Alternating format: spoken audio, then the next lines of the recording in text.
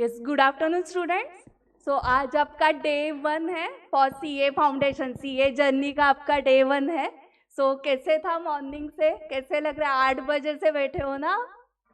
थक गए हो या है एनर्जी अकाउंट्स के लिए? है एनर्जी? सो अकाउंट सिखाना स्टार्ट किया तो चलेगा या सिर्फ इंट्रो चाहिए आज? ओके, अकाउंट्स तो फेवरेट सब्जेक्ट होना चाहिए सबका। नाम क्या है हमारे डिग्री का? Chartered accountant. सो हमारे डिग्री के नाम में ही अकाउंटेंट वर्ड है। ओके, एंड सभी students I think commerce background के हैं। सभी कॉमर्स के हैं। सो बेसिक बेसिक तो सबको आता होगा, correct? Journal entries, ledger, trial balance. Okay, but हमारे सिलेबस में बेसिक से है तो आपको आता है, फिर भी हम बेसिक से करने वाले हैं क्योंकि सिलेबस में है, एक बार रिवीजन हो जाएगी। ओके, आप ऐसे समझो ये जो बेसिक है ना, वो आप लाइफ में लास्ट टाइम पढ़ने वाले हो, पूरे लाइफ में लास्ट टाइम। क्योंकि नेक्स्ट लेवल जो है सीए इंटरमीडिएट, उसमें ये होगा क्या जर्नल लेजर? नहीं, मतलब अभी जो पढ़ोगे वही लास्ट टाइम पढ़ने वाले हो। सो बेसिक हमें पूरा अच्छे से स्ट्रॉन्ग करना है, तो आगे के हायर लेवल के टॉपिक्स आपको बहुत अच्छे जाएंगे। ओके, सो मैं फर्स्ट मेरी इंट्रोडक्शन देती हूँ आपको, फिर सबकी इंट्रोडक्शन लेंगे, फिर हमारे सब्जेक्ट की इंट्रोडक्शन लेंगे हम। Okay, so I am CA. Saili Limaye. I am founder of this academy, C.A. Saili Success Mantra Professional Academy. Our academy started in 2017.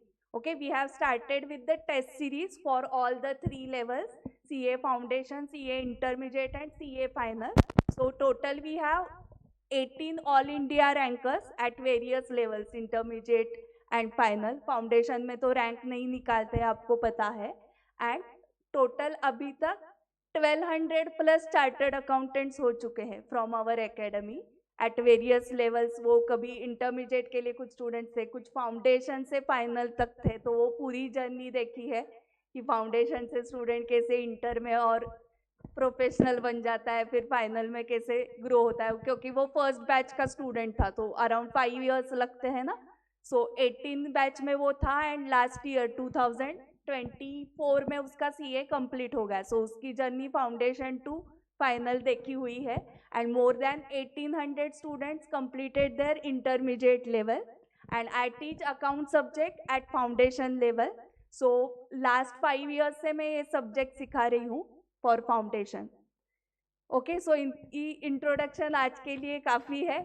सो अभी एक एक करके आप आपका इंट्रोडक्शन दो। सो आपको क्या क्या बताना है? आपका नाम, ओके, उसके बाद आपका कॉलेज कौन सा था 12th में, एंड आप कहाँ से हो, मतलब पुणे से हो या बाहर से कौन सी अदर सिटी है तो वहाँ से। ये 3 तो बेसिक बताना है, और कुछ एडिशनल आपको बताना है आपके बारे में तो बता सकते हो। ओके, एंड बाद में हम ऑनलाइन स्टूडेंट्स का लेंगे, बट यहाँ पे स्टार्ट करते हैं with classroom students. Okay, ladies first करना है या पीछे से स्टार्ट करना है? पीछे से स्टार्ट करना है? नहीं, लेडीज फर्स्ट नहीं चाहिए। Okay, yes, Hitesh. Okay, and कहाँ सिटी? पुणे, यस। ओके, परम। ओके, एंड पुणे से ही हो। ओके ओके, नेक्स्ट ऊर्जा।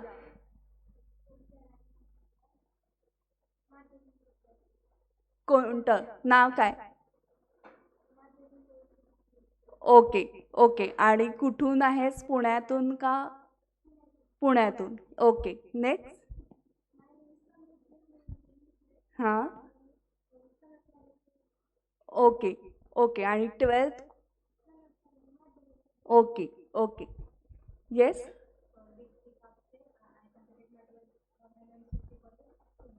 Okay okay, from from Pune. Okay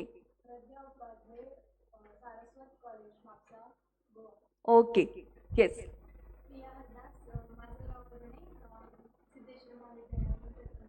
okay, हाँ, ओके।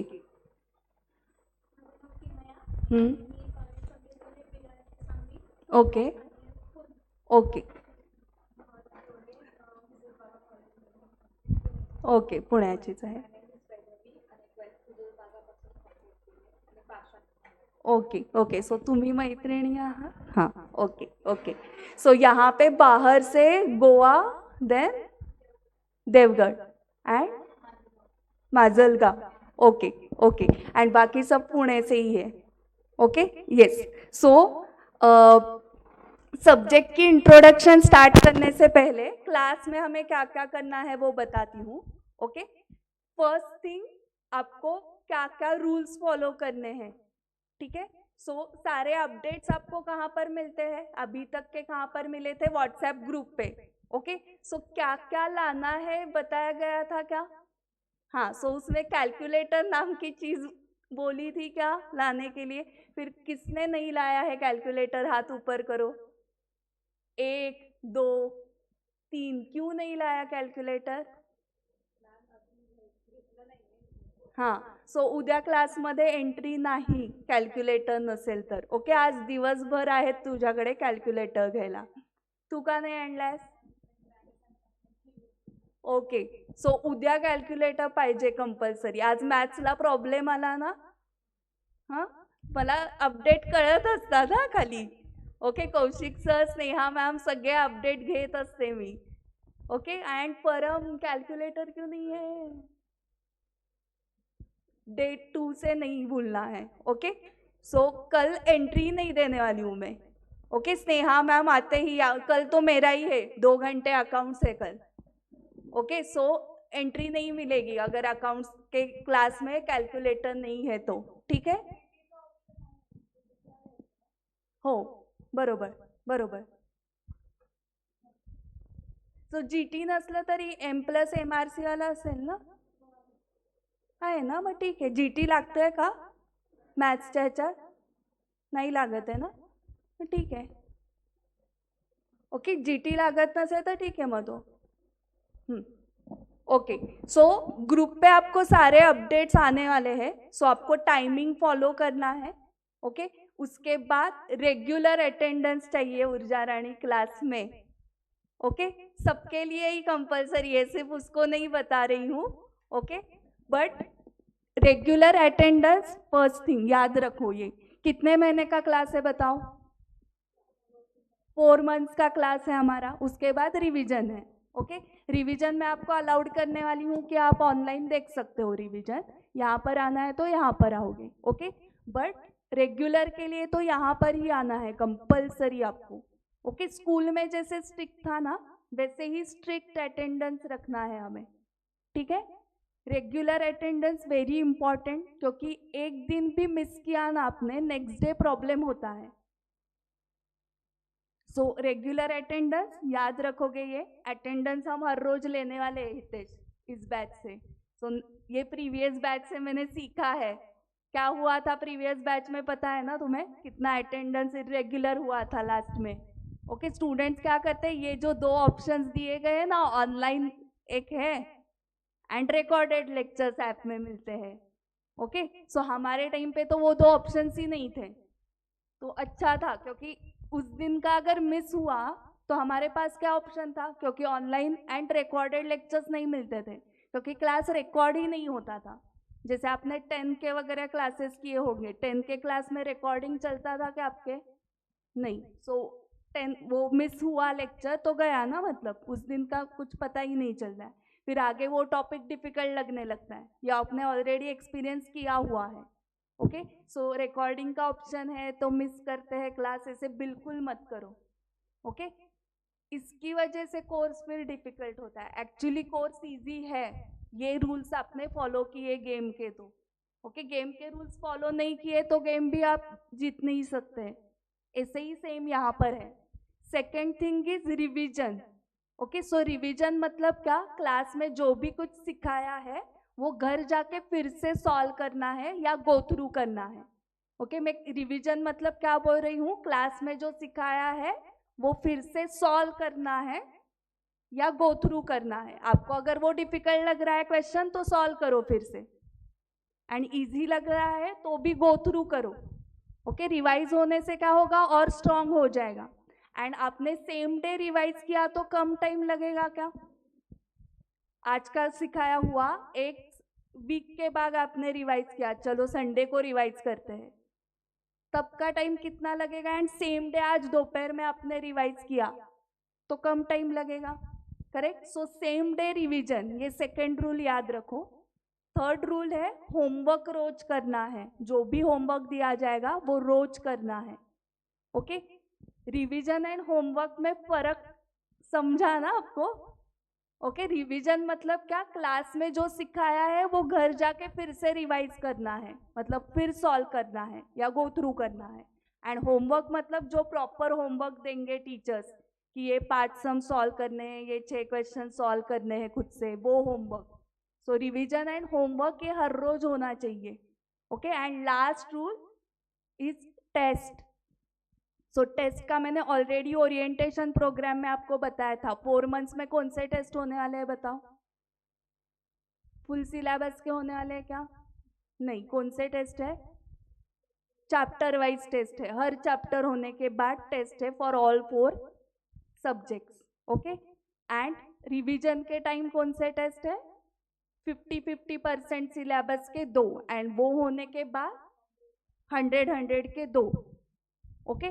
सो ये सब अच्छे से किया आपने तो आप पास हो जाओगे विथ गुड मार्क्स। 4 रूल सबको क्लियर है, ओके। एंड उसमें 5वां ऐड करेंगे क्या, स्टेशनरी नहीं भूलना है।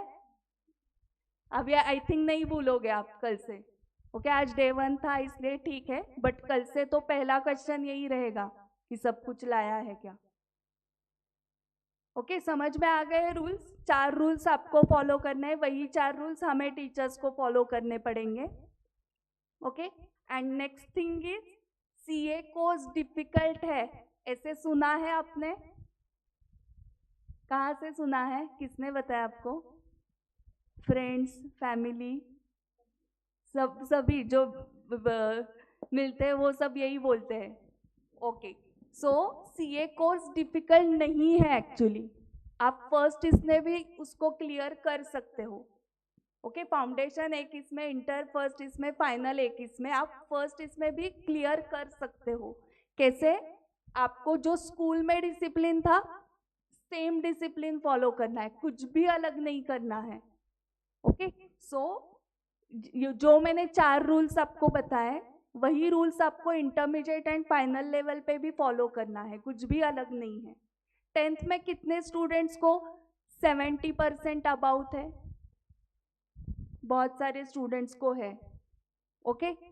सो 70% अबाउ का टारगेट रखना है आपको अभी फाउंडेशन लेवल पे भी, ओके। 50% का सोचना नहीं है, 50% को पासिंग है पता है मुझे, बट हमें सिर्फ 50% के लिए टारगेट नहीं रखना है। क्यों? नहीं तो और कम आ जाएंगे, करेक्ट। एंड और एक रीजन आपको 10, हाँ करेक्ट करेक्ट, ये मैंने बताया था ना कि 10th-12th इम्पॉर्टेंट है, इम्पॉर्टेंट है, ऐसे आपको बताया गया था बचपन में। 10th की एग्जाम है, 10th की एग्जाम है, इस बार 10th का ईयर है, करेक्ट। बट आपको जो आर्टिकलशिप के लिए इंटरव्यू देना है एंड सीए फाइनल के बाद, मतलब सीए होने के बाद जॉब के लिए इंटरव्यू देना है, उसमें आपके 10th-12th के मार्क्स नहीं देखने वाले हैं, ओके। आर्टिकलशिप के लिए मेनली वो कौन से मार्क्स देखने वाले हैं, फाउंडेशन में कितने मार्क्स है एंड सीए इंटरमीडिएट में कितने मार्क्स है। रीजन वहां पे जो भी कैंडिडेट आया है इंटरव्यू देने के लिए वो इंटरमीडिएट क्लियर ही है, क्योंकि इंटरमीडिएट क्लियर होने के बाद ही आप आर्टिकलशिप स्टार्ट कर सकते हो। सो सारे कैंडिडेट्स क्या है, इंटरमीडिएट क्लियर है। सो आप में ऐसा क्या डिफरेंट है कि आपको सिलेक्ट किया जाएगा? तो आपके मार्क्स सेम। सीए के बारे में सोचो, सीए होने के बाद आप इंटरव्यू के लिए जाओगे एंड जिस पोजीशन के लिए आपने अप्लाई किया है, जिस जॉब के लिए अप्लाई किया है, उसकी रिक्वायरमेंट ही क्वालिफाइड चार्टर्ड अकाउंटेंट उनको चाहिए उस पोजीशन में। सो जो भी कैंडिडेट्स आए हैं वो सारे कौन होंगे, चार्टर्ड अकाउंटेंट, सीए है सभी।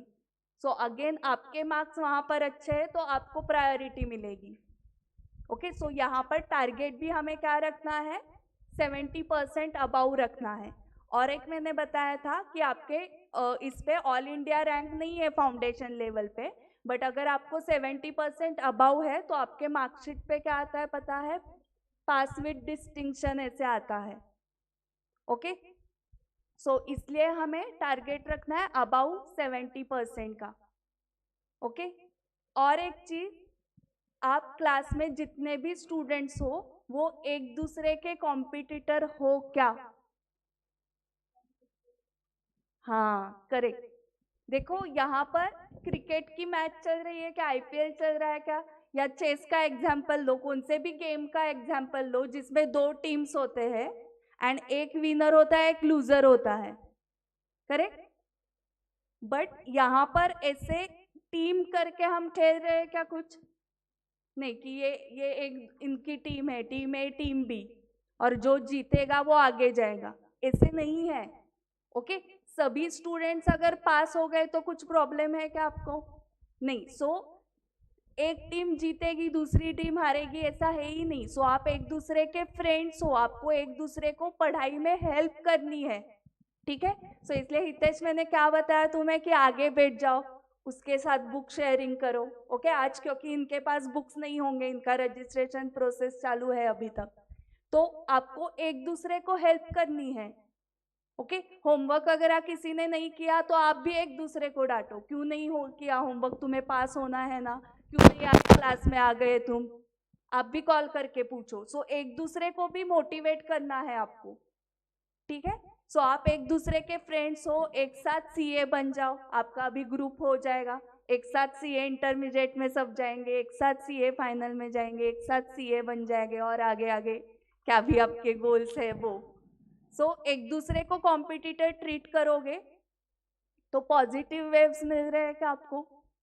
नहीं, बट हम सब एक साथ है, एक दूसरे को हेल्प करनी है स्टडीज, और जो भी कुछ प्रॉब्लम्स आए तो उसमें एक दूसरे को हेल्प करनी है, तो पॉजिटिव लग रहा है, करेक्ट। सो एक दूसरे को हेल्प करो स्टडीज में भी, ठीक है। एक दूसरे की कंपटीशन नहीं, स्पेशली टेस्ट के जब मार्क्स आएंगे तब।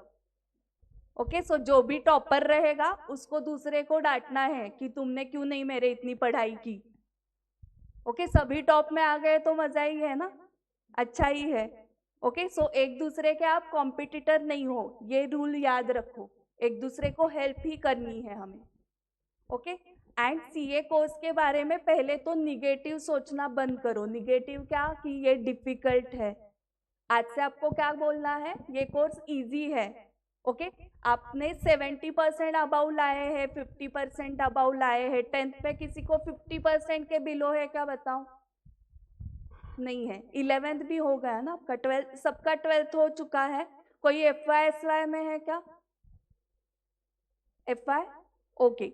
सो 50% अबाउ है, हाँ। सो हमें सीए में कितने लाने हैं? 50% अबाउ लाने हैं, तो आप ला सकते हो। एंड बहुत सारा कोर्स जो है, सिलेबस जो है फाउंडेशन लेवल का, वो सिमिलर ही है 11th-12th का। ओके, सो आज आपने ऑलरेडी क्या क्या देखा है मुझे बताते जाओ, ये आपको ऑलरेडी पता है क्या? ओके, एंड ऑनलाइन गौरी भी है।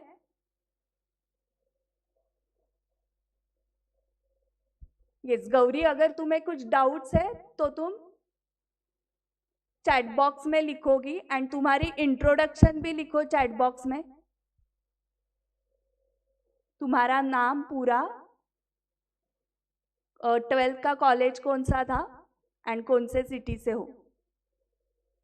गौरी आई थिंक आपकी फ्रेंड है ना, समृद्धि ना, हाँ, एंड ऊर्जा रानी एंड गौरी, करेक्ट, हाँ। मुझे आप 1 वीक दे दो आपके नाम याद रखने के लिए। यस, उसमें मेरी टेस्ट है।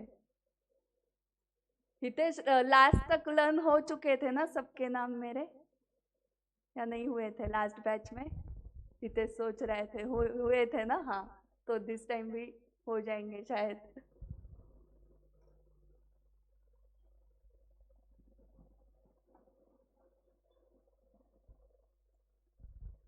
ओके, सो हमारे साथ ऑनलाइन स्टूडेंट्स भी रहने वाले। सो गौरी ने गौरी नाम से बताया, गौरी मस्के, एंड वो भी 12th हुआ है ना उसका भी, हाँ।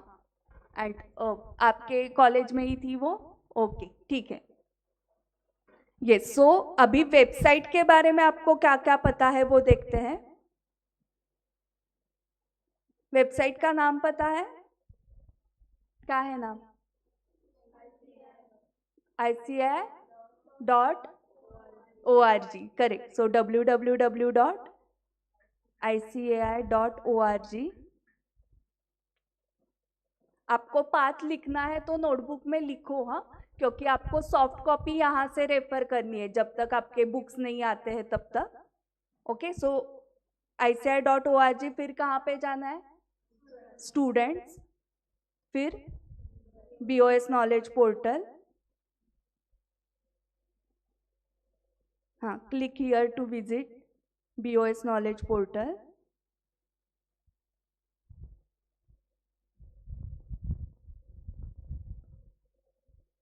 उसके बाद आप कहाँ पर गए थे? स्टडी मटेरियल में. फाउंडेशन इंग्लिश मीडियम, सबने इंग्लिश मीडियम लिया है. Okay, so accounting. Okay, so पहले क्या ऑब्जर्व किया आपने? 2 मॉड्यूल से अकाउंटिंग के. बाकी सब्जेक्ट का, मैथ्स का तो मैं भी थी मैथ्स के लिए, तब एक ही मॉड्यूल था ना. अकाउंट्स के 2 मॉड्यूल है, बट ठीक है. आप जब टॉपिक्स देखोगे आपको अरे ये हो गया, ये हो गया, ऐसे ही बहुत सारे टॉपिक्स में है. तो फर्स्ट मॉड्यूल में कितने टॉपिक्स है? देखो, टोटल 7 टॉपिक्स है.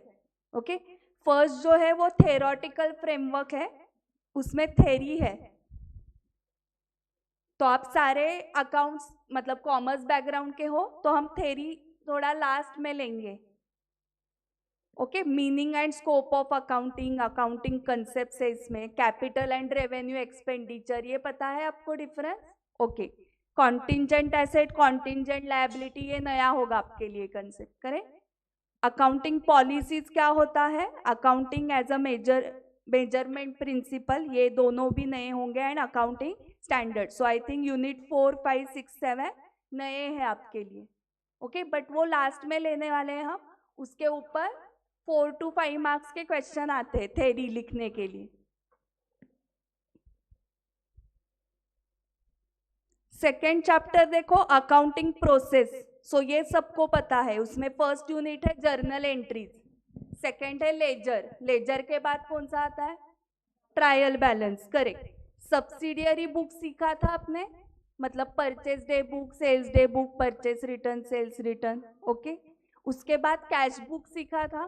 कैश बुक के टाइप्स बताओ फिर. हाँ, सिंगल कॉलम, 2 कॉलम, पेटी cash book. Correct. 3 column cash book था आपको? नहीं था. सो single column and 2 columns. So single column में कैश का कॉलम होगा. 2 कॉलम्स में कौन से 2 कॉलम्स थे? Cash and bank. Okay, so 3 column में कैश, बैंक एंड डिस्काउंट का कॉलम होता है. ओके, तो वो नया है आपके लिए. 3 कॉलम भी है क्योंकि सिलेबस में. एंड पेटी कैश बुक था क्या आपको? Okay. And rectification of errors,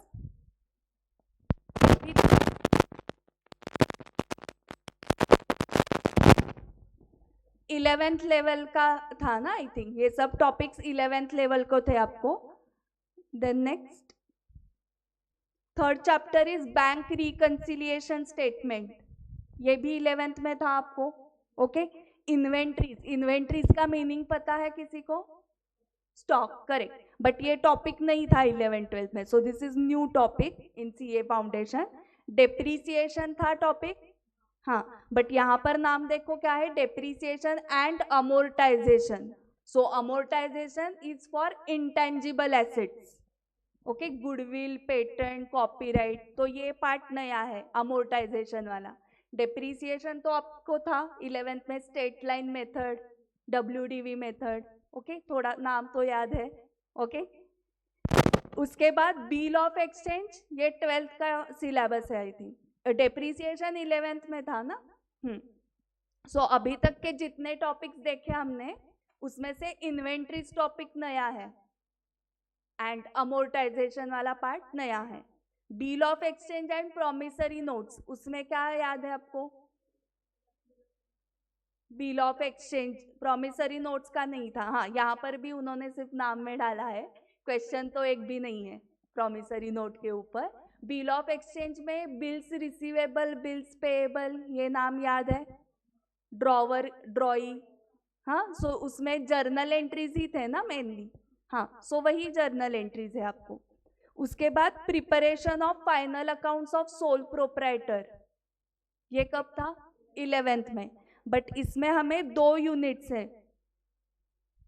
final accounts of non manufacturing entities. Non manufacturing का मतलब है ट्रेडिंग, मतलब वो मैन्युफैक्चरिंग कुछ नहीं कर रहा है, वो सिर्फ क्या कर रहा है? ट्रेडिंग कर रहा है। ओके, ट्रेडिंग मतलब क्या? होलसेल पे गुड्स लेने हैं एंड रिटेल में उसको सेल करने हैं। ओके, नॉन मैन्युफैक्चरिंग मतलब ही ट्रेडिंग। ओके, सो ट्रेडिंग एंटिटीज का आपको अकाउंटिंग था। क्या क्या प्रिपेयर करते थे आप फाइनल अकाउंट्स में? Trading account, profit and loss account and balance sheet. Trading account से क्या मिलता है? ग्रॉस प्रॉफिट और gross loss. Profit and loss account से करेक्ट नेट प्रॉफिट और net loss. And balance sheet से हाँ, so position of assets and liabilities as on particular date. Okay, so ये आपको आता है। सेकेंड यूनिट है final accounts of manufacturing entities. ये नहीं था ना किसी को भी? हाँ, सो मैन्युफैक्चरिंग एंटिटीज मतलब वो जो बिजनेसमैन है वो खुद मैन्युफैक्चर करके उसको सेल करता है। Okay, so for example cotton king, cotton king पता है? शर्ट्स। ओके, तो वो शर्ट्स खुद मैन्युफैक्चर करते हैं एंड सेल करते हैं। बट जो आप मॉल्स में जाते हो, मॉल्स में क्या होता है? वो सिर्फ ट्रेडिंग कर रहे हैं। ओके, एक्चुअल मैन्युफैक्चरर्स अलग होते हैं। सो मैन्युफैक्चरिंग के केस में कुछ भी नया नहीं है, एक सिर्फ अकाउंट ऐड होने वाला है, मैन्युफैक्चरिंग अकाउंट। उसके बाद ट्रेडिंग अकाउंट, उसके बाद profit and loss account and उसके बाद बैलेंस शीट। सो एक अकाउंट सिर्फ ऐड होगा। बाकी सारे टेक्निक्स आपने जो सीखे हैं कि ट्रायल बैलेंस में अगर आइटम है तो एक ही एडजस्टमेंट, एक ही इफेक्ट देना है, एंड एडजस्टमेंट्स में अगर है तो उसके कितने इफेक्ट्स होते हैं? 2 इफेक्ट्स। वही है सब, ठीक है। सो ये हो गया फर्स्ट मॉड्यूल। फर्स्ट मॉड्यूल में 7 चैप्टर्स है, उसमें से most of the topics are from 11।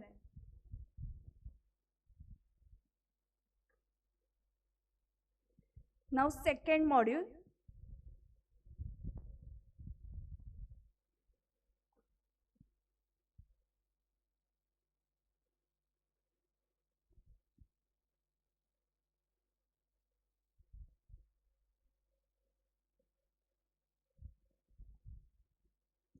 Second module में 8, 9, 10, 11 4 ही टॉपिक्स हैं। ओके, 8 में क्या है? Financial statements of not for profit organisations, NPO. NPO कब था आपको? 12th में, सो रिसेंटली हुआ है। Then accounts from incomplete records, मतलब सिंगल एंट्री।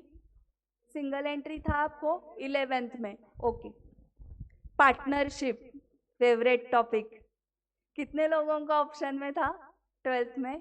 1, 2 ऑप्शन नहीं, मतलब स्टडी ही नहीं किया था, वो वाला ऑप्शन बोल रही हूँ मैं। स्टडी किया था ना? हाँ हाँ, okay. So introduction to partnership है, then treatment of goodwill, admission of partner, retirement, death and dissolution, ये सभी था 12th में। Okay, so NPO, partnership, single entry, सभी टॉपिक्स थे आपको, देखो।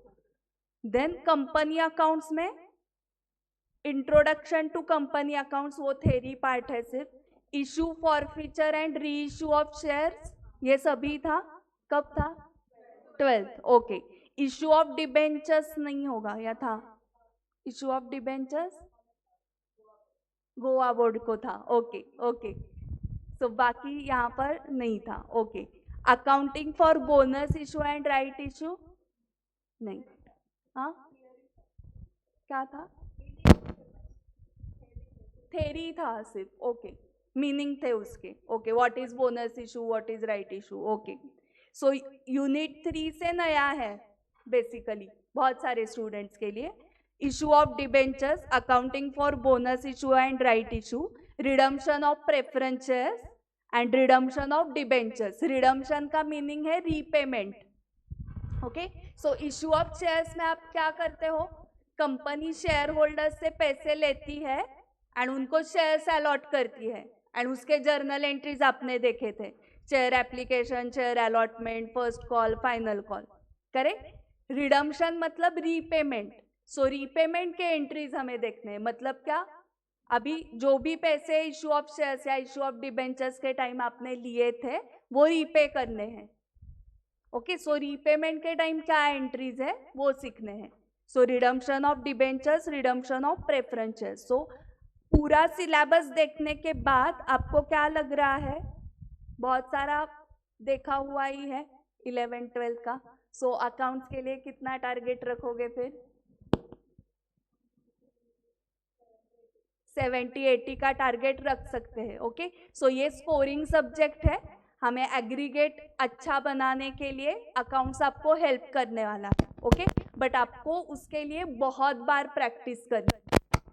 टोटल रिविजन्स कितने टाइम करने हैं वो बताती हूँ सारे सब्जेक्ट्स के लिए। टोटल आपको 5 टाइम्स रिविजन करना है। ओके, 5 टाइम्स सॉल्विंग प्रैक्टिस करनी है मेन एग्जाम तक। ओके, मतलब ऐसे इतनी बार वो सॉल्व होना चाहिए क्वेश्चन की बोर होना चाहिए कि मैम अभी नींद से उठा के भी आपने पूछा तो भी मैं ये सॉल्व कर सकती हूँ। ओके, इतनी बार सॉल्विंग होना चाहिए क्वेश्चंस का। ओके, तो ही पास होते हैं। और ये 5 टाइम्स सॉल्विंग वाला रूल ना इंटर एंड फाइनल के लिए भी याद रख दो।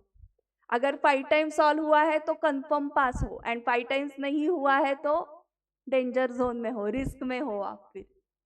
तो वो 5 टाइम्स कैसे सॉल्व करके लेना है वो भी मैं आपको बताऊंगी। ठीक है। एंड लॉ, लॉ जो नया सब्जेक्ट है, आज क्या लॉ के चैप्टर्स देखे आपने? ओके, सो लॉ सब्जेक्ट के लिए 5 टाइम्स रिवीजन सफिशिएंट नहीं है। सर ने कुछ बताया कितनी बार रिवाइज करना है? ओके, तो ठीक है, तो अलग अलग बताया होता तो आप कंफ्यूज हो जाते, तो अच्छा है सर ने बताया ही नहीं है। 10 टाइम्स रिवीजन करनी है लॉ की। ओके, रीजन बताती हूँ, उसमें लीगल लैंग्वेज लिखना पड़ता है। आपको थोड़ा सा अंदाजा होगा कि 12th में ऑर्गेनाइजेशन ऑफ कॉमर्स ओसी करके एक सब्जेक्ट था, एंड इकोनॉमिक्स आपको एमसीक्यू पैटर्न में नहीं था, डिस्क्रिप्टिव लिखना था रिकॉल करके। सो रिकॉल करने के लिए कितनी बार रिवाइज करना पड़ता है पता है आपको? सो ओसी को के लिए जितना रिवाइज करना पड़ता है उतना लॉ के लिए लगता है, क्योंकि उसमें लीगल लैंग्वेज लिखी तो ही मार्क्स आते हैं। सो 10 टाइम्स आप पकड़ के चलो, लॉ के लिए रिवाइज करना है, and 5 times for economics, maths and accounts. ठीक है, समझ में आ गया? स्टडी मटेरियल तो आपने देख लिया, और क्या क्या मटेरियल सीए इंस्टीट्यूट आपको प्रोवाइड करती है वो भी मैं दिखा रही हूँ। आपको क्या पता है अदर देन स्टडी मटेरियल? हाँ correct, MTP RTP. So full form भी बताओ। And mock test paper. So ये सब साइट पे ही दिया हुआ है। हम कहाँ पर? ICI.org students BOS knowledge portal तक, वहाँ पर हमने स्टडी मटेरियल देखा था। ओके, उसके ही आसपास बाकी के सारे चीज़ें हैं, उसमें से आपके लिए रिलेवेंट क्या क्या है मैं आज बताती हूँ आपको। ओके,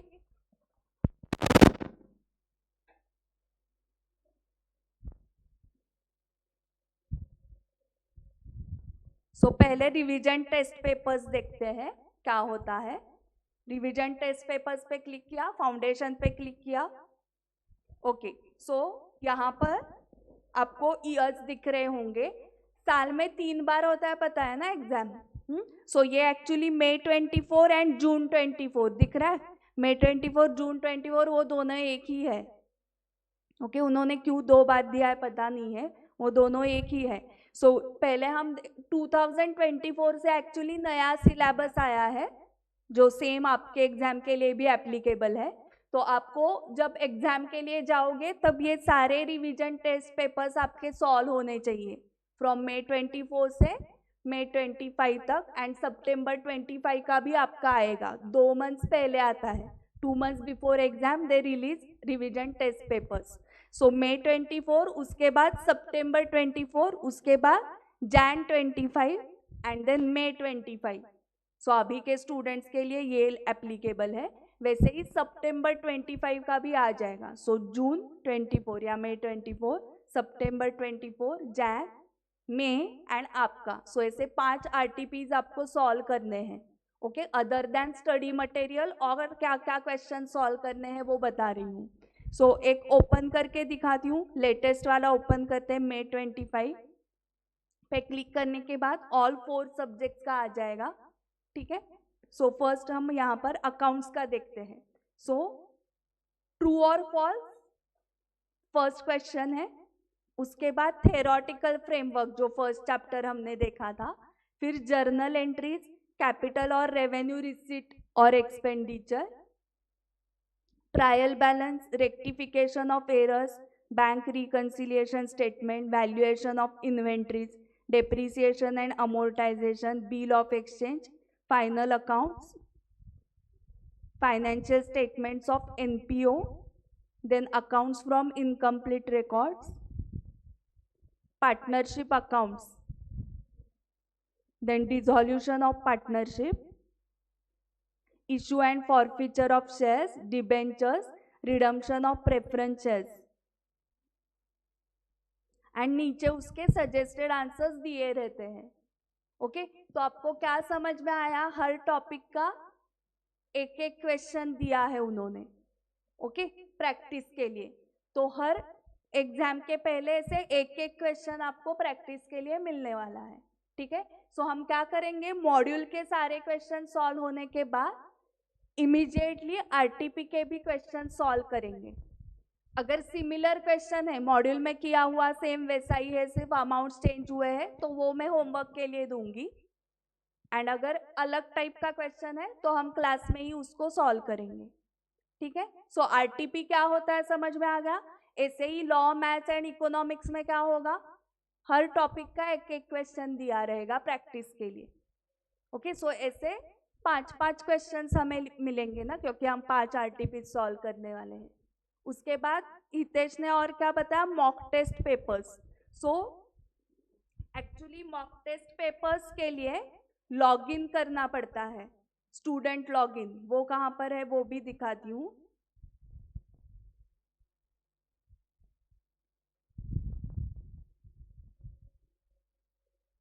सो यहाँ पर है, देखो स्टूडेंट लॉगिन, वहाँ पर ही है, मतलब स्टडी मटेरियल के पेज पे ही सब है। स्टूडेंट लॉगिन में आपको कोर्स सिलेक्ट करना पड़ेगा।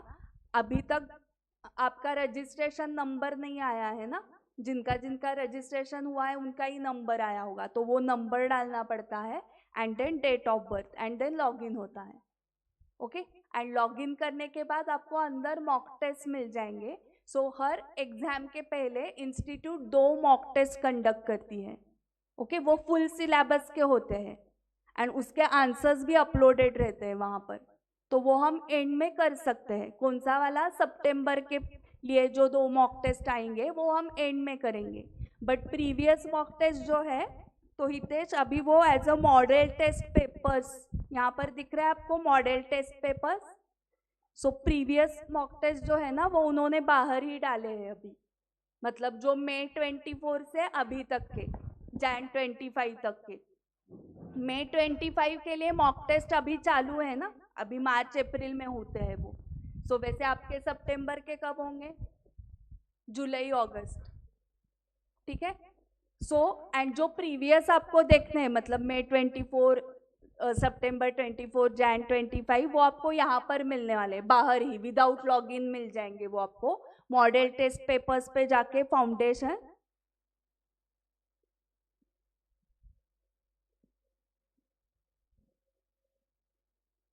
हर सब्जेक्ट के कितने मॉडल टेस्ट पेपर्स दिख रहे हैं, 10। यस, लॉ के भी 10 है, क्वांटिटेटिव एप्टीट्यूड के भी 10 है, इकोनॉमिक्स के भी 10 है।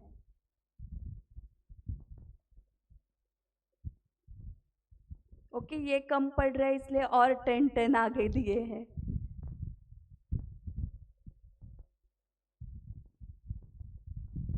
वाओ, 20 है टोटल हर सब्जेक्ट के। ओके, इसमें से बहुत सारे क्वेश्चंस हमारे एडिशनल क्वेश्चन बैंक में होने वाले हैं प्रैक्टिस में ही। सो जो नए हैं उतने ही हमें सॉल्व करने पड़ेंगे। ठीक है,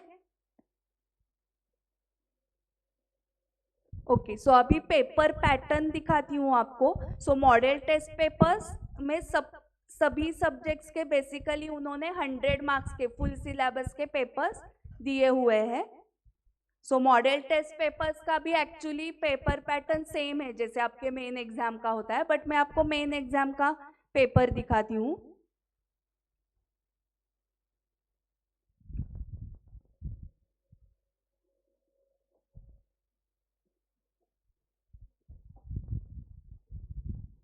सो स्टडी मटेरियल समझा आपको, मॉडल टेस्ट पेपर समझा क्या है, रिवीजन टेस्ट पेपर्स भी समझ में आ गया.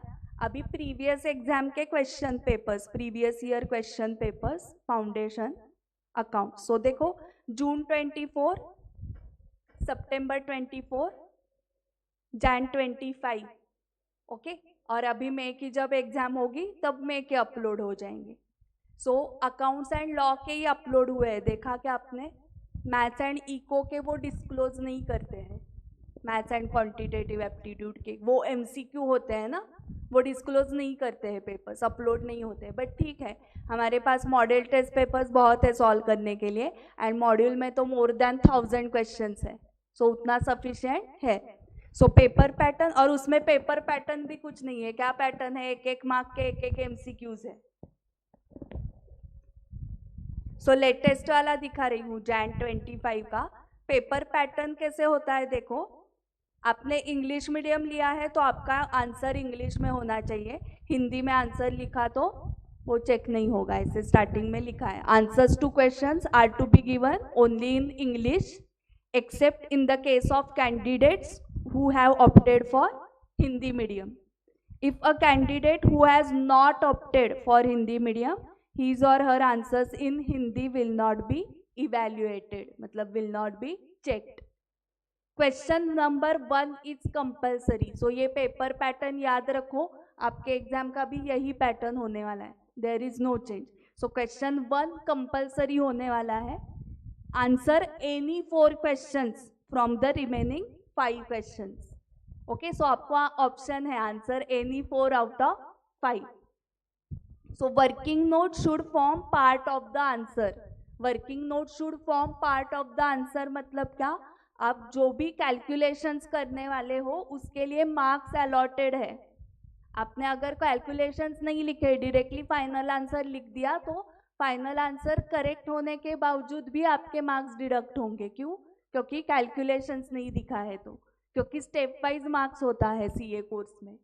ओके, तो सारे कैलकुलेशंस वर्किंग नोट्स आपको आंसर में दिखाने हैं. देन कैंडिडेट्स फाउंड कॉपिंग और रिसीविंग और गिविंग एनी हेल्प और defying instructions of the invigilators और हैविंग और यूजिंग मोबाइल फोन और smart watch will be expelled from the examination and will also be liable for further punitive action. So आपको punishment होगी and आपको exam centre से बाहर निकाला जाएगा. आपने कॉपी की, स्मार्टफोन स्मार्ट वॉच या मोबाइल फोन्स यूज़ किए तो ओके, ये तो आप नहीं करने वाले हो. ओके, सो अभी पेपर पैटर्न देखो. क्वेश्चन 1 कंपल्सरी है. Question 1A is for 12 marks. Okay, and वो हमेशा ट्रू और फॉल्स होता है with reasons. Okay, state with reasons whether the following statements are true or false. So इसमें जिनके concepts clear है उनको 12 out of 12 मिल जाएंगे. 1A. Then 1B जो है वो for 4 marks है. Okay, इसमें theory आती है. 1B explain 4 main functions of accounting. So जो हमने theoretical framework देखा, first topic वो एक theory का है. और मॉड्यूल 1 के जो बेसिक टॉपिक्स हमने देखे थे ना 11th स्टैंडर्ड के, journal ledger, trial balance, subsidiary books, cash book, rectification of errors, इस टॉपिक्स पे भी थ्योरी पूछते हैं. ओके, जो सेकेंड मॉड्यूल था एनपीओ, पार्टनरशिप, कंपनी अकाउंट्स, उसके बाद और क्या था, इनकम्प्लीट रिकॉर्ड्स. ये 4 टॉपिक्स के ऊपर थ्योरी अभी तक नहीं पूछी है. ओके, सो फर्स्ट मॉड्यूल के टॉपिक्स इंपॉर्टेंट है for theory questions. And theory questions कहाँ पर आते हैं वो भी मैं आपको बताने वाली हूँ. ओके, सो 4 मार्क्स की थ्योरी कंपल्सरी क्वेश्चन में है. आपको याद है क्वेश्चन 1 कंपल्सरी है. एंड 1C इसमें 4 मार्क्स के लिए टॉपिक जो है वो डिसाइडेड है। जैसे ये क्या है, देखो, prepare the sales return book. Sales return book मतलब कौन से टॉपिक का है बताओ? Subsidiary books, correct. So subsidiary books के ऊपर 4 मार्क्स का क्वेश्चन है। इसमें और क्या क्या आता है 1C पे? कौन से टॉपिक का आता है, पता है हितेश? हाँ, वो सब्सिडियरी बुक्स के टाइप हुए। और अलग टॉपिक डेप्रिसिएशन का आता है, मतलब डिसाइडेड है 1C पे इसी टॉपिक्स के ऊपर पूछते हैं। Subsidiary books, depreciation, journal entries, basic journal entries and rectification of errors. ये 4 टॉपिक्स डिसाइडेड है 1C क्वेश्चन के लिए। ओके, सो जर्नल एंट्रीज अगर कंपलसरी क्वेश्चन में आ गए तो 4 आउट ऑफ 4 तो मिलने ही चाहिए। ओके, हाँ, आप लिख सकते हो। दीप्ति नाम है ना तुम्हारा? यस, दीप्ति एंड अपूर्वा ने लिखना स्टार्ट किया है। सो आपको लिखना है तो लिख सकते हो। पेपर पैटर्न क्वेश्चन 1 है 12 मार्क्स। जो लिख रहे हैं उनके लिए मैं रुक रही हूँ। ट्रू और फॉल्स विथ रीजन है। हाँ, सो आपने देखा क्या कि 6 क्वेश्चंस पूछे हैं। ओके, सो एक क्वेश्चन ट्रू और फॉल्स का कितने मार्क्स के लिए है? 2 मार्क्स के लिए। ओके, सो मतलब सिर्फ ट्रू फॉल्स लिख के नहीं चलने वाला, वो रीजन भी देखने वाले हैं। Then 1B theory question 4 marks and 1C के ऊपर ऑब्लिक ऑब्लिक करके लिखो सब्सिडियरी बुक्स और डेप्रिसिएशन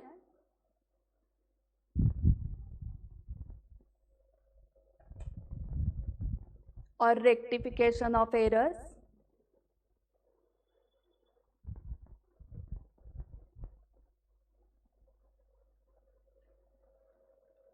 और जर्नल एंट्रीज।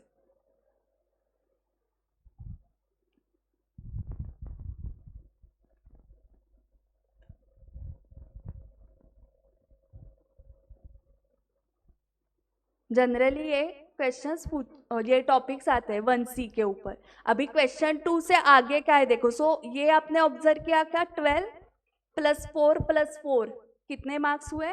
20। सो एक क्वेश्चन 20 मार्क्स का है।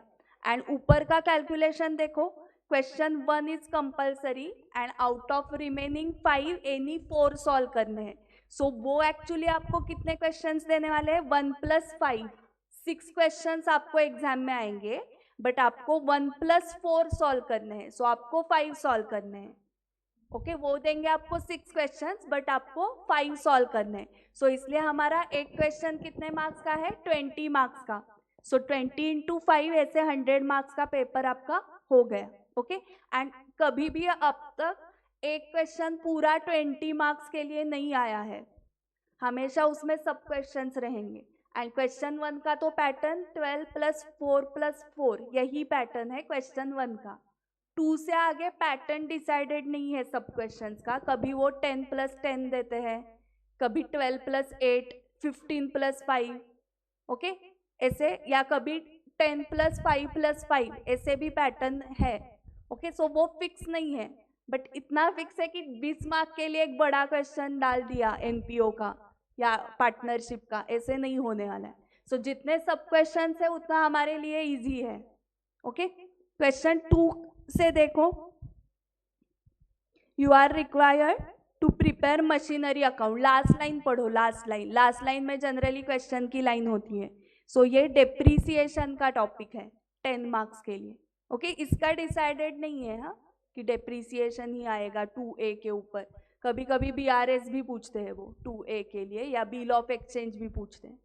सो ये 10 मार्क्स के लिए है। एंड B देखते हैं, फर्स्ट लाइन पढ़ के आप बताओ कौन सा टॉपिक है? BRS 10 मार्क्स के लिए। सो depreciation 10 marks and BRS 10 marks, ऐसे क्वेश्चन 2 हो गया।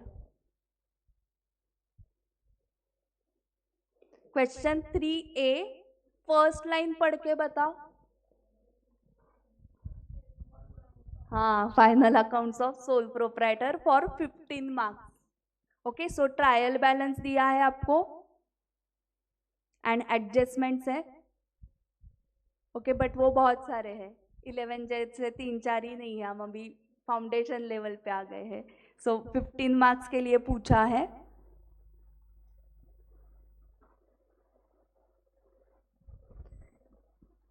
थ्री ए हुआ। 3B में पूछा है you are required to calculate profit sharing ratio, interest on capital, interest on drawings. तो ये इंट्रोडक्शन टू पार्टनरशिप, ओके, उसके ऊपर का क्वेश्चन है फॉर 5 मार्क्स। सो आप कॉम्बिनेशंस देख रहे होंगे कैसे कर रहे हो, 10 + 10, 15 + 5। 4A आपको ढूंढना है टॉपिक। हाँ, सो बैलेंस शीट के नीचे she died on 30 June 24, death of partner कितने मार्क्स का आया है? 15 मार्क्स।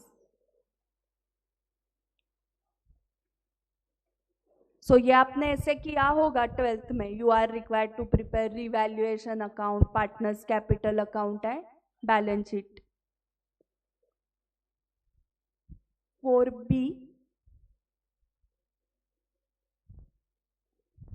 ये है इनकम्प्लीट रिकॉर्ड्स का single entry, statement of affairs 11th है मैं, हाँ तो बहुत एक्सपेक्ट नहीं कर रही हूँ कि याद आ जाएगा, 12 का फटाफट याद आ जाएगा आपको।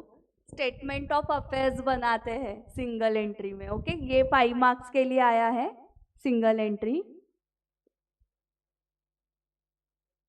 5A पहचान सकते हो, not for profit organisations, correct. कैसे समझ में आया? Income and expenditure account, correct.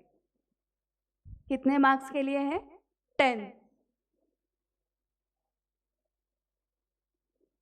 हाँ ये भी गेस कर सकते हो आप, B, bill of exchange, correct, for 5 marks था। और उसको और है 5 मार्क्स के लिए, करेक्ट, इन्वेंट्री, जो टॉपिक आपको नहीं था 11-12 को, बट रॉ मटेरियल के डिटेल्स वगैरह दिए हैं, उससे अंदाजा लगा सकते हो इन्वेंट्री।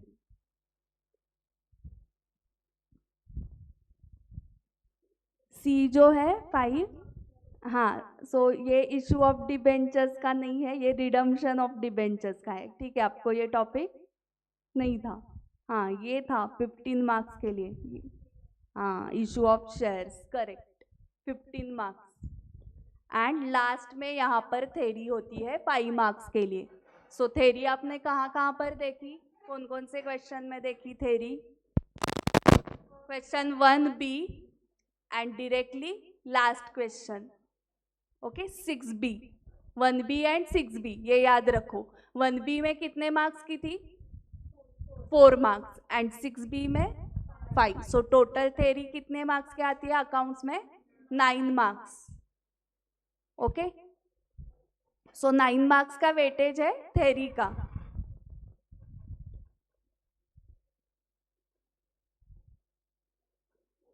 एंड क्वेश्चन पेपर के, ये जो मेन एग्जाम के क्वेश्चन पेपर्स है, उसके सजेस्टेड आंसर्स दिख रहा है टैब। सो सजेस्टेड आंसर्स में उसके आंसर्स दिए रहते हैं, ओके, लास्ट 3 एग्जाम्स के। ऐसे ही मे के एग्जाम होने के बाद उनका आ जाएगा, आपके एग्जाम होने के बाद उसका आंसर आ जाएगा, ओके। सो मैं नेक्स्ट बैच में वो बताऊंगी कि ये सितंबर 25 के एग्जाम के सजेस्टेड आंसर्स है।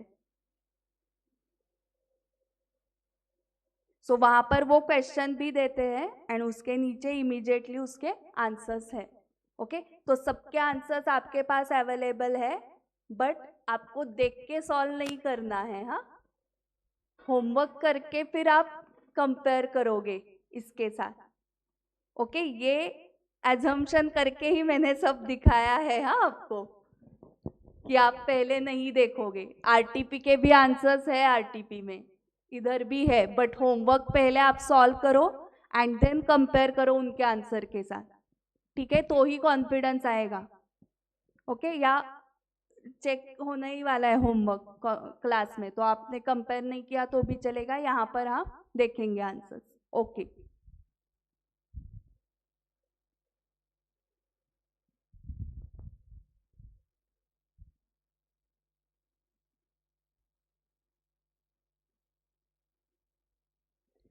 हाँ, अभी जो लेक्चर्स अभी रिकॉर्ड हो रहे हैं उसका रिकॉर्डिंग आपको कहाँ से मिलने वाला है पता है क्या?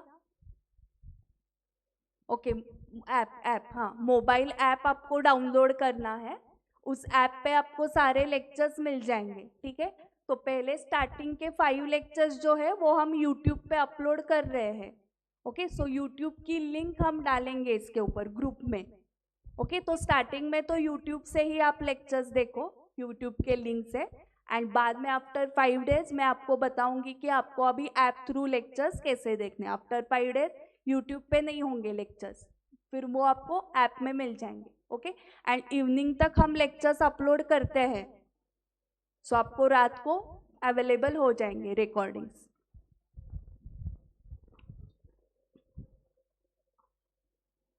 ओके, तो श्री गणेशा स्टार्ट करते हैं आज से। ओके, थोड़ा सा इंट्रोडक्शन तो करते हैं सब्जेक्ट का।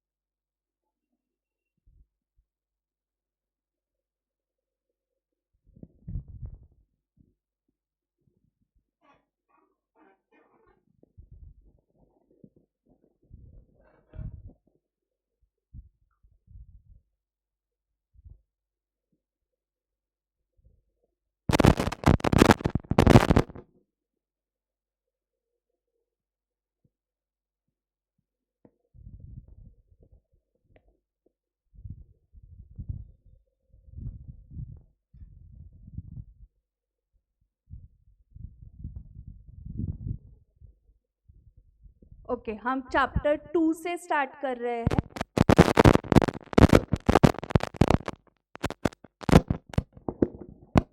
चैप्टर 2 का नाम है अकाउंटिंग प्रोसेस, एंड उसमें बहुत सारे यूनिट्स थे। Journal entries, ledger, trial balance, subsidiary books, cash book है, रेक्टिफिकेशन ऑफ एरर्स। तो हम जर्नल एंट्रीज बेसिक से स्टार्ट करते हैं क्योंकि वो सबको आता है।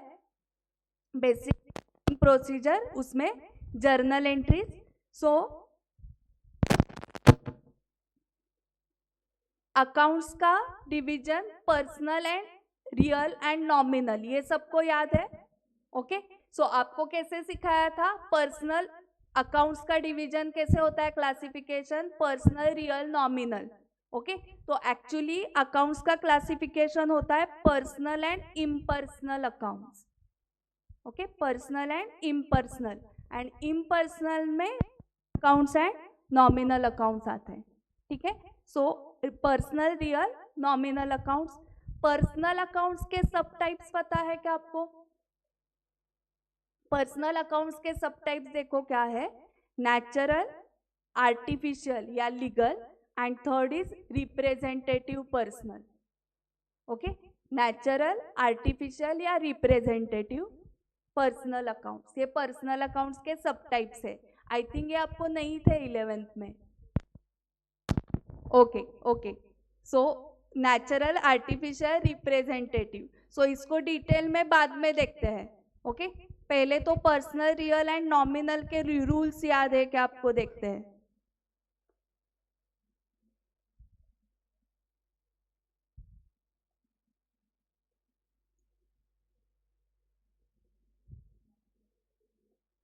यस, अपूर्वा तुम बता सकती हो पर्सनल अकाउंट के रूल्स?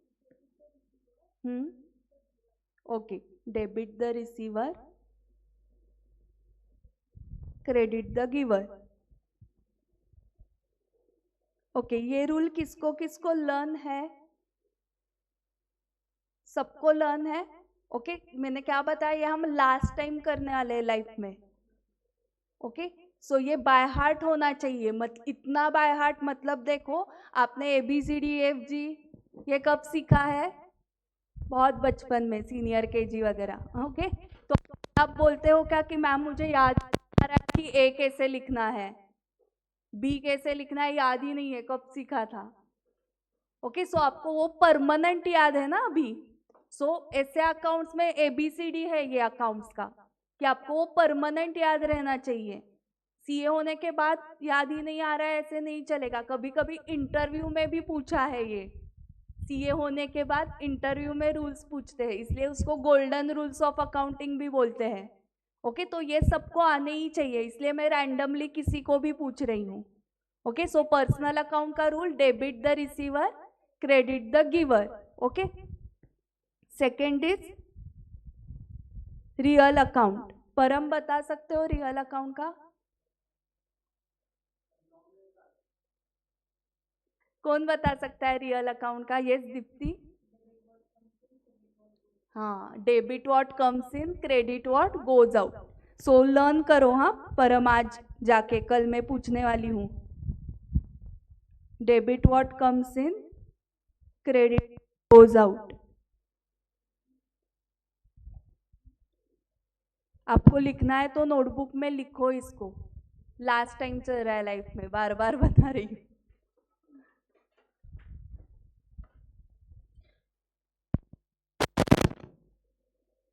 आपको पता है कि जर्नल एंट्रीज इसके ऊपर ही डिपेंड है।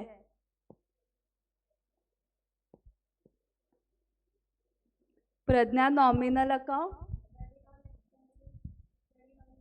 Correct, very good. Nominal account के रूल्स, परम करेक्ट बताया उसने। Debit all expenses and losses, credit all incomes and gain. Okay,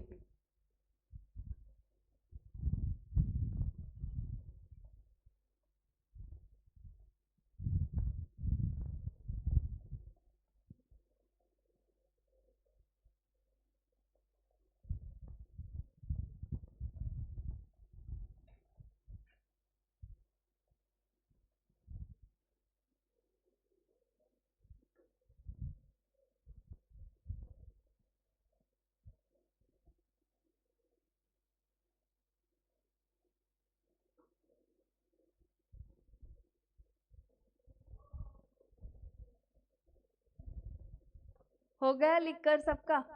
हाँ, एक बार रिवाइज करते हैं। पर्सनल अकाउंट का बताओ।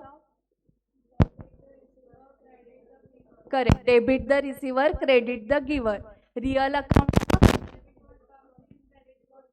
Correct, debit what comes in, credit what goes out. And nominal account का, correct, nominal account, debit all expenses and losses, credit all incomes and gains. Okay, जो भी accounts होते हैं तो पर्सनल, रियल एंड नॉमिनल में आप bifurcate कर सकते हो क्या? आता है सबको ये? सो पर्सनल में क्या आता है? पर्सन के नाम, राम सीता गीता हमारे।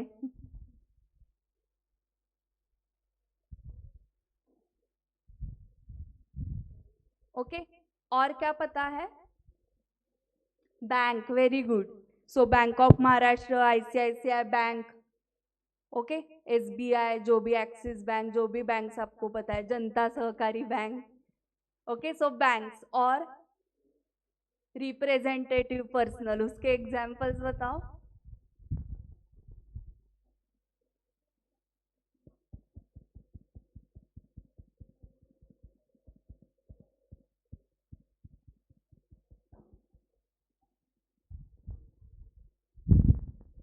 कौन सा?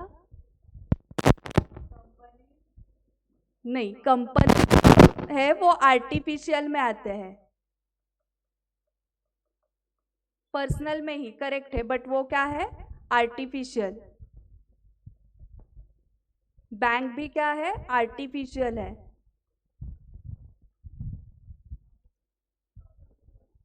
टाटा ग्रुप भी आर्टिफिशियल है। कौन सी भी बिजनेस एंटिटी आर्टिफिशियल है। ओके, सो बताती हूँ हितेश। सो राम सीता गीता ये सब नेचुरल पर्सन्स है जो नेचर ने क्रिएट किए हैं वो।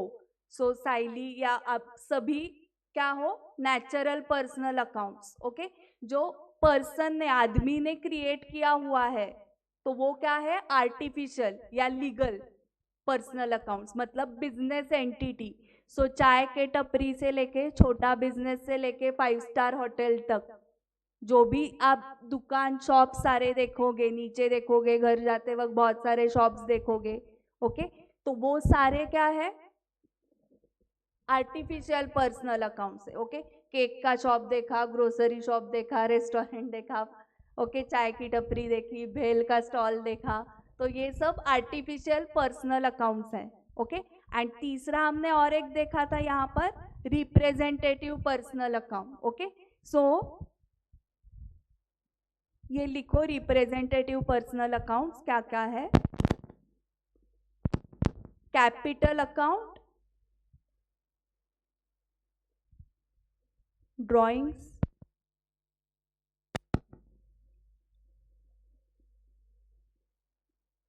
Outstanding expenses, prepaid expenses,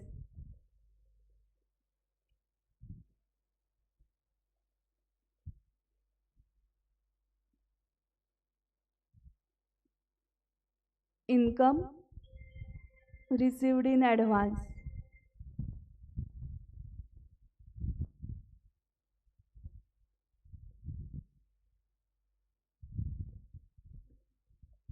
and income receivable. ये सारे रिप्रेजेंटेटिव पर्सनल अकाउंट्स है।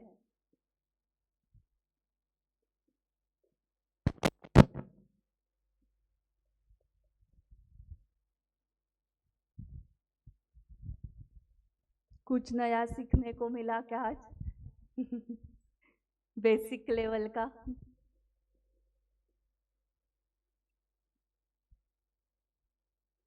ओके, सो देखो बिजनेस एंटिटीज आर्टिफिशियल में आने वाला है, bank, companies. Okay, and representative में क्या आने वाला है, पहले लिस्ट लिखो, देन मैं एग्जांपल्स बताती हूँ आपको।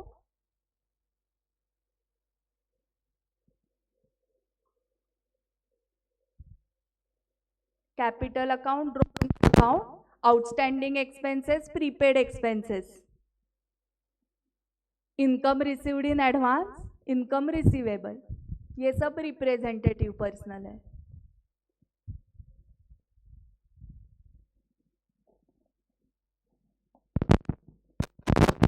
सो रिप्रेजेंटेटिव मतलब क्या, वो अकाउंट किसी पर्सन को रिप्रेजेंट कर रहा है, इसलिए उसका टाइप है रिप्रेजेंटेटिव पर्सनल अकाउंट। ओके, वो अकाउंट किसी पर्सन को रिप्रेजेंट कर रहा है, मतलब क्या, देखो capital account is representing owner. Okay, owner account लिखते हैं क्या हम कभी? नहीं, कैपिटल अकाउंट से हमें क्या समझता है कि ये ओनर का है, मतलब वो रिप्रेजेंट कर रहा है ओनर को, कैपिटल अकाउंट। ड्राइंग्स अकाउंट भी सेम, किसको रिप्रेजेंट कर रहा है, ओनर को ही। ओके, ड्राइंग्स अकाउंट का सबको मीनिंग पता है, ड्राइंग्स मतलब विड्रॉन फॉर पर्सनल यूज, किसने विड्रॉ किया, ओनर ने। सो ड्राइंग्स अकाउंट किसको रिप्रेजेंट कर रहा है, ओनर को। Okay, so capital account, drawings account दोनों क्या हुए, रिप्रेजेंटेटिव पर्सनल अकाउंट। ओके, उसके बाद आउटस्टैंडिंग एक्सपेंसेस, एग्जाम्पल लो, आउटस्टैंडिंग सैलरी, हाँ, किसको रिप्रेजेंट कर रहा है, किसको सैलरी देते हो आप, करेक्ट। सो एम्प्लॉयज अकाउंट ऐसे लिखते हैं हम, आउटस्टैंडिंग सैलरी लिखते हैं, करेक्ट। सो आउटस्टैंडिंग सैलरी किसको रिप्रेजेंट कर रहा है, एम्प्लॉयज को। ओके, ऐसे ही प्रीपेड सैलरी, प्रीपेड सैलरी किसको रिप्रेजेंट कर रहा है, एम्प्लॉयज को, जिसको आपने एडवांस में सैलरी दी है। एंड आउटस्टैंडिंग सैलरी मतलब ऐसा एम्प्लॉय जिसको सैलरी देना बाकी है। सो ये दोनों अकाउंट्स रिप्रेजेंट कर रहे हैं एम्प्लॉयज को। सो आउटस्टैंडिंग एक्सपेंसेस, रेंट पेएबल किसको रिप्रेजेंट कर रहा है, ओनर को ना, ओनर ऑफ द प्रॉपर्टी, जिसको रेंट पे करना बाकी है। एंड प्रीपेड रेंट फिर से क्या हुआ, ओनर ऑफ द प्रॉपर्टी, जिसको आपने रेंट एडवांस में पे किया है। ठीक है। Next is income received in advance, आपकी प्रॉपर्टी है एंड आपने रेंट पे दी है। ओके, तो वो किसको रिप्रेजेंट कर रहा है, rent received in advance, tenant को, करेक्ट। ओके, टेनेंट जिससे आपको रेंट एडवांस में आया हुआ है। So rent received in advance भी क्या हो गया, representative personal account. And last rent receivable, income receivable. So again किसको अकाउंट ये रिप्रेजेंट कर रहा है, टेनेंट को, जिससे रेंट आना बाकी है। ओके, सो रिप्रेजेंटेटिव समझ में आ गए, ये किसी पर्सन को रिप्रेजेंट कर रहा है। ओके, आप इसको इनकम रिसीवेबल को एसेट बोलते हो, बट ये रियल अकाउंट नहीं है। ओके, हमें क्या लगता है, रियल अकाउंट मतलब सारे एसेट्स। ओके, अभी आपको मैंने कैश बताया तो आप बोलोगे मैम रियल अकाउंट है, machinery, furniture, okay, land, building, ये सब रियल अकाउंट के एग्जाम्पल्स दोगे। तो रियल अकाउंट में एसेट्स ही आते हैं। ओके, बट सिर्फ कौन से नहीं आएंगे, प्रीपेड एक्सपेंसेस, ये भी एसेट है बट वो रियल अकाउंट नहीं है। ओके, प्रीपेड एक्सपेंसेस एसेट है बट वो रियल अकाउंट नहीं है, वो क्या है, पर्सनल अकाउंट है। और पर्सनल में कौन सा टाइप, रिप्रेजेंटेटिव। ओके, एंड वैसे ही इनकम रिसीवेबल, रेंट रिसीवेबल आप एसेट बोलते हो, एसेट साइड को लिखते हो ना बैलेंस शीट में, but rent receivable real account नहीं है, रियल अकाउंट नहीं है, वो क्या है, पर्सनल, उसमें भी रिप्रेजेंटेटिव। ठीक है। रियल अकाउंट्स में लायबिलिटीज आते हैं क्या, नहीं आते हैं। सो लायबिलिटीज क्या होते हैं, कौन से अकाउंट होते हैं, पर्सनल अकाउंट होते हैं। ओके, तो उसमें और आप रिप्रेजेंटेटिव में ऐड कर सकते हो, यून बस मांगे, लोन अकाउंट, लायबिलिटी। लोन किसको रिप्रेजेंट करता है, जिससे आपने लोन लिया है। Okay, loan taken from bank, तो बैंक को रिप्रेजेंट कर रहा है ना वो। सो लोन अकाउंट भी क्या हुआ, रिप्रेजेंटेटिव पर्सनल अकाउंट, एंड है वो लायबिलिटी। बट इस टाइप में अगर आपको पूछा रियल, पर्सनल, नॉमिनल में से वो क्या है, तो वो पर्सनल अकाउंट है।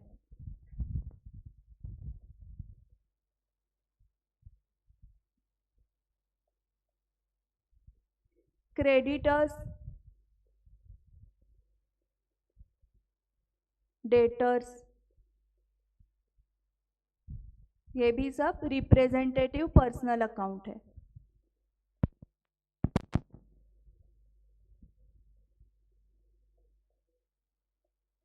ओके, क्रेडिटर्स को एक्चुअली हम नेचुरल में भी ले सकते हैं ना, वो नेचुरल पर्सन होते हैं ना, सो नेचुरल में भी ले सकते हो उनको। एंड इवन डेटर्स को भी, वो भी नेचुरल कस्टमर्स है ना, जिनसे पैसे आना बाकी है। बट ये है एसेट एंड ये है लायबिलिटी, बट वो है personal accounts.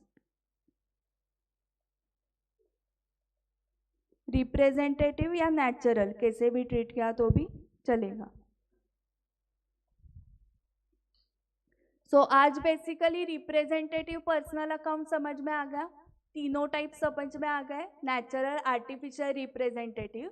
But personal account का जो ने देखा था, कौन सा रूल है, debit the receiver, credit the giver. तो आपके लिए खुशखबरी है कि तीनों टाइप्स को यही रूल है, वो नेचुरल पर्सनल होने दो, आर्टिफिशियल पर्सनल होने दो, या रिप्रेजेंटेटिव पर्सनल होने दो, वो debit the receiver, credit the giver he rule आपको लगाना है। रियल अकाउंट में एसेट्स होते हैं, ओके, वो पता है। एंड नॉमिनल अकाउंट्स में expenses, losses, income and gains. So मुझे बताओ सैलरी अकाउंट कौन सा टाइप है, expenses, nominal, salary account. And outstanding salary, personal, representative personal, outstanding salary, outstanding expenses. Prepaid salary Hitesh, हाँ, रिप्रेजेंटेटिव पर्सनल, करेक्ट। हमें वो asset लगता है और हम रियल में जाते हैं, बट वो पर्सनल अकाउंट है। ओके, सो आज के लिए एक होमवर्क दूं आपको, क्लासिफिकेशन का। ओके, फोटो भेजती हूँ इसका, आपको बहुत सारे लिस्ट दी है उन्होंने। आपके पास बुक नहीं है तो फोटो भेजती हूँ ग्रुप में।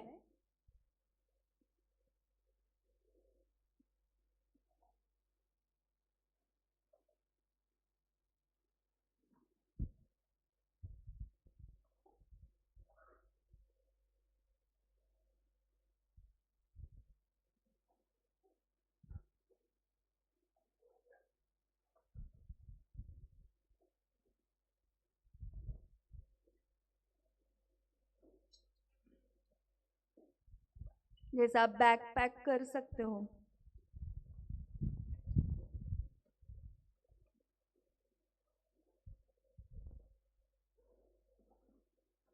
ओके, ये इलस्ट्रेशन 6 आज का होमवर्क है।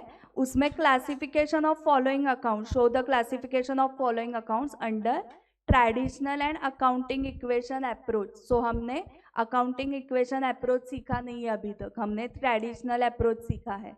ट्रेडिशनल अप्रोच क्या है? पर्सनल, रियल एंड नॉमिनल में क्लासीफाई करना है। पर्सनल में डिटेल क्लासिफिकेशन नहीं किया तो भी चलेगा। ओके, वो नेचुरल आर्टिफिशियल रिप्रेजेंटेटिव मत करो, सिर्फ पर्सनल अकाउंट, अकाउंट का नाम है उसके सामने टाइप लिखोगे। ओके, सो इसका मैं फोटो ग्रुप पे डाल रही हूँ, तुम्हें पहले ऐड करती हूँ ग्रुप में। एंड कल का टाइमिंग अभी बता रही हूँ, ग्रुप पे भी डाल रही हूँ। कल से आपका क्लास 9:30 को है। ओके, थोड़े दिन के लिए।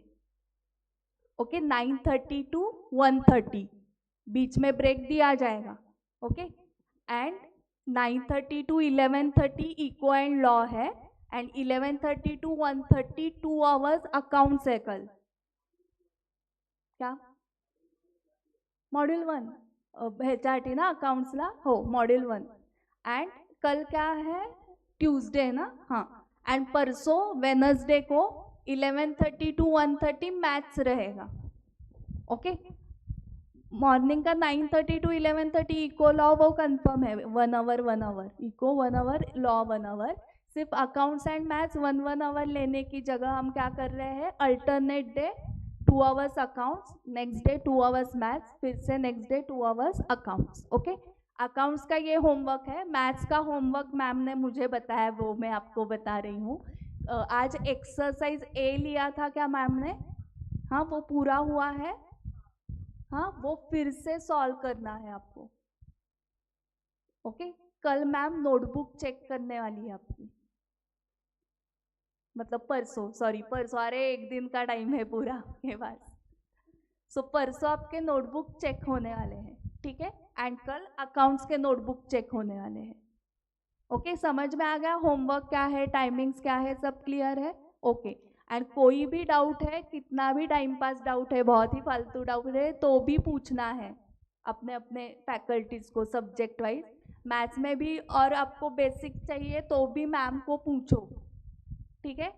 यस, सो लेक्चर में ही डाउट पूछोगे तो बहुत अच्छा होगा, किसी दूसरे का डाउट भी क्लियर हो जाएगा, या बाद में भी आप पूछ सकते हो लेक्चर के बाद, ठीक है। मैम नीचे ही रहते हैं, इमिडिएटली घर नहीं जाती है मैम, नीचे रहती है, सर भी रहते हैं।